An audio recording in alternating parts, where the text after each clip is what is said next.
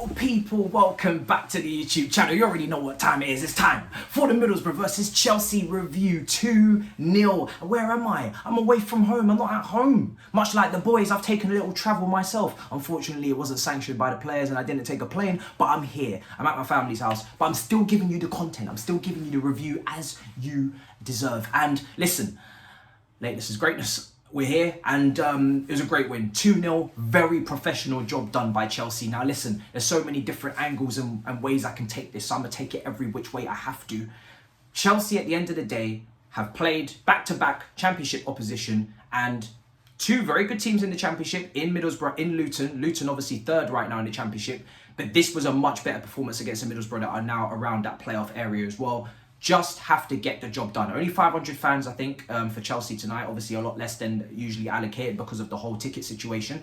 Not easy. We got Steve Gibson. You're not as talented as Ben Gibson, yeah, the player. Steve Gibson running in his mouth, talking about sporting integrity. Cool. The statement wasn't great, boss man, but you know what was the performance? That performance showed a lot of integrity, a lot of sporting integrity in that first half and second. Very professional. 0 shots for Middlesbrough in this game on target, and that tells me that Chelsea were in control at all times. There were no real big threat. Thiago Silva was at the heart of that. Marshall in the defence, the El Monstro. Of course, they're going to try and take him apart from a pace perspective. They're going to try and give him the runaround. But El Monstro is always one step ahead of the game, literally. The guy sees it before it happens. He's fantastic. I cannot speak any more glowingly of this individual. I think he's, if Azpilicueta goes, a definite candidate for captaincy next season. I know he doesn't speak the greatest English. It's probably the only, the only downside to that suggestion. But from a performance standpoint, world-class talent.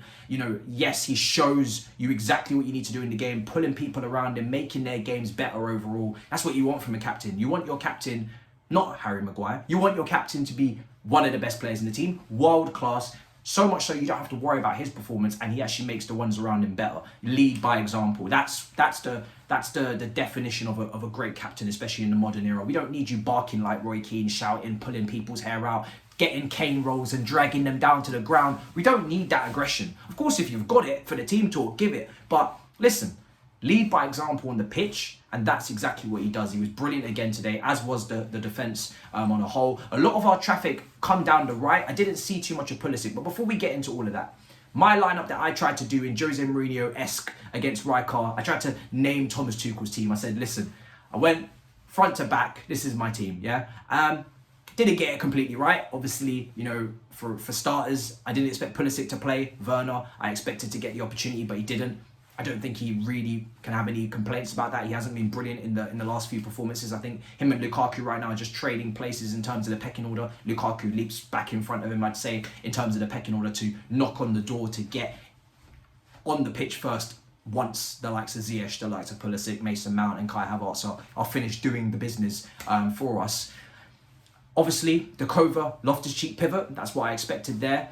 Wasn't expecting to see no Trevor, but again, Trevor Chalobah's been very up and down recently, hasn't been playing the best, so it's no massive shock, I guess, that he doesn't start in this game. It was a 4-2-3-1, very aggressive from Tuchel, as it should be against Middlesbrough. We want to come and make a statement, and that's exactly what we did. First goal coming from, obviously, Lukaku. Lovely bit of play down the right-hand side, where most of the traffic came from, with Azpilicueta, with Mason Mount, with Hakim Ziyech, combining and a lovely ball across the box, very similar to the goal against Lille for Mason Mount in terms of the assist. Lovely ball across the box, tap in for Lukaku, lovely stuff. Lukaku was much better today. 1 out of 2 headed duels, 4 out of 5 ground duels, much better.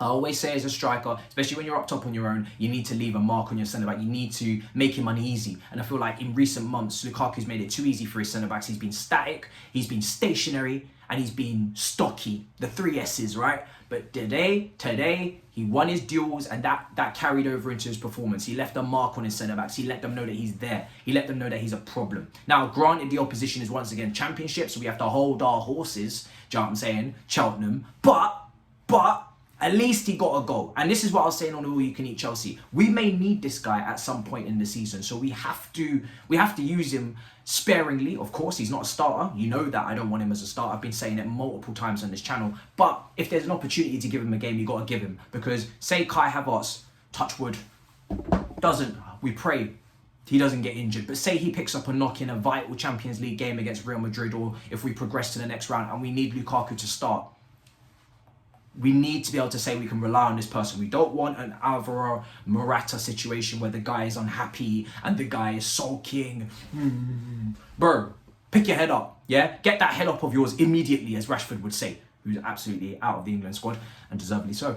I'm just slandering Man United players for fun here. Maguire, captain versus Silva. Listen, the Silva prop can continue. That man can be captain potentially next season. If Azpilicueta goes, I'm willing to throw his hat in the ring. I know he doesn't speak great English, but that is the only downside to that suggestion. But anyways, moving on. Like I said, Lukaku much better today. Much better in terms of just his overall involvement. Still, this is the standard for Lukaku. If you're going to cost that much, be world class. Like you said, this is your standard. I'm not going to drop the standard and say get overexcited, but you know, you were better, so well done. But like I said, Mason Mount, Ziyech, they were the ones creating the opportunities. 3 key passes from each of them, much better on that right side. Didn't see as much from Pulisic. The main traffic was down the right, congestion zone, London, high prices down the right hand side from Hakimi, Habibi, and Mason Money Mount. Yeah. Brilliant over there, and like I said, great involvement, and it was Ziyech who got the goal. Lovely finish from Ziyech. Now, maybe you could say the goalkeeper could do a bit better, but I personally don't care. You know, Habibi hits it from range,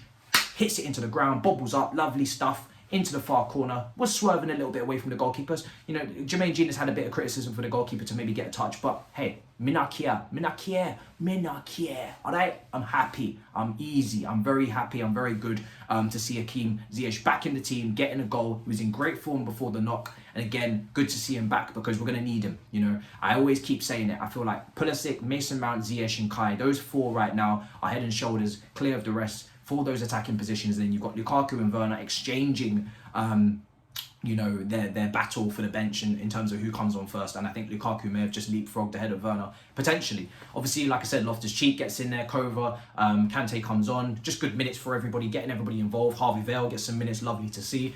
His contract runs out in 2023. If we want to keep Harvey Vale, we've got to keep involving him. I'm really happy to see. I don't know what's happened with Barkley. I don't know what's happened with Saul Niguez. They weren't available for the last game. Maybe they're unwell, whatever have you may be. But I'm very happy to see that Harvey Vale has seemingly, potentially, looking like he could leapfrog those 2 in the pecking order. Saul Niguez is only on loan. We're not going to be using him next season. He's not going to be signed up on that humongous, disrespectful wage that he collects. He's not going to be signed on that. And Barkley needs to keep it moving swiftly, respectfully. Riddle me Ross, out you go. So let's get Harvey Vale in this team. Let's let him showcase what he can do, and let's get that new contract signed up for Harvey Vale. So good to see that he gets the minutes over the likes of the others that I've been mentioning.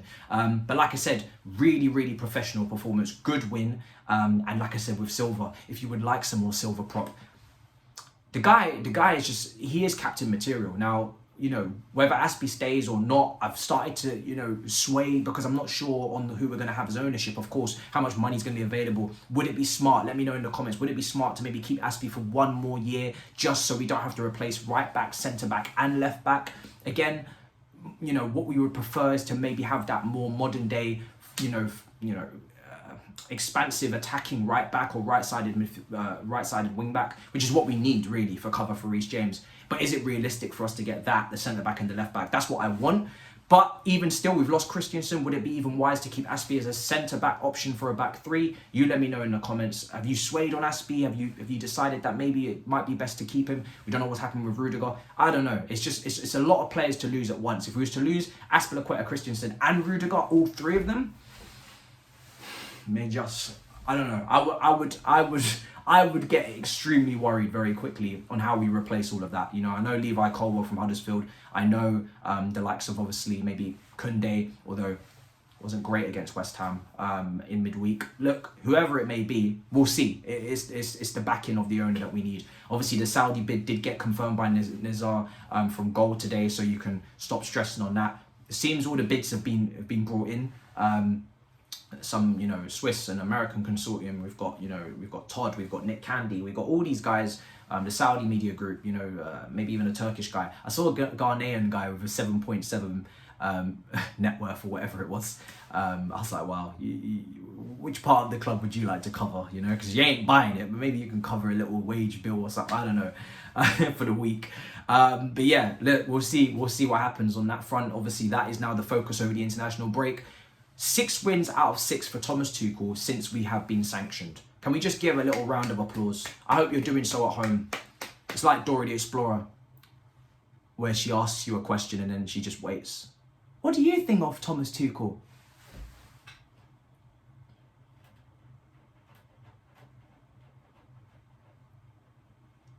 He's great. Do you know what I mean? So listen, 6 wins out of 6 under the sanction from him. It's ridiculous. The guy is on red hot form. He's handling the questions. He's handling the team in dire circumstances. And I think after that performance, I very much believe that they deserve the plane ride home. I believe that they deserve to be fed today if we can feed them in any way, shape or form. Of course, there's no canteen. Maybe Kante can cook up something. Lukaku, whoever wants to cook tonight. But yeah, I just do believe that they deserve to be fed. I think after that professional performance, we should feed our players today. It's not going to be easy, but that prize money, like I said, listen, just will that in. Will that prize money in. Maybe cash in hand, if you don't mind, FA. You know, if you don't mind a little cash in hand under the table, because obviously if you send it to the bank, it's going to get frozen. Government still aren't cooperating from what I can see. So little cash in hand under the table, you know, allow us to, you know, just splash lavishly on some travel and some food, some catering, if you don't mind, just for the next while. But thank God the players are going on international break. When Chelsea have an international break, that means most of the players leave. Now they are going to their beloved FAs across the world. You know, going to the different countries to play. They're not our problem now. We don't have to worry about all the bills. We still have to pay them wages, but we don't have to worry about all the expenses. So leave and don't come back until we have a new owner. Do you know what I'm saying? Because we're gonna be broke. But listen, let me know what you thought. Comments down below. Let me know what you thought of the performance. Let me know what you think of, well, who do you want in the semi-final for the Wembley fixture, a stadium that is now starting to cause me great stress and great pain. So hopefully we can actually win at Wembley and, God Almighty, get our hands on a domestic cup, because it has been. Let me not get into it. Oh, God. Anyway, you get what I'm saying. Smash up the icon, subscribe if you're new, and make sure you follow on Twitch, because there will be watch-alongs coming in the future. And also, I will be covering the Bahrain Grand Prix for F1. You know, I'm a big F1 fan, and I'll be talking about it on the roundabout, but I do love F1. I'll be doing a watch-along for that tomorrow as well. So make sure you are following the Twitch. The link is in the description. Helps me out a lot as I'm trying to grow that platform also, as much as this one. So pick up your damn selves. In a bit, people. Peace.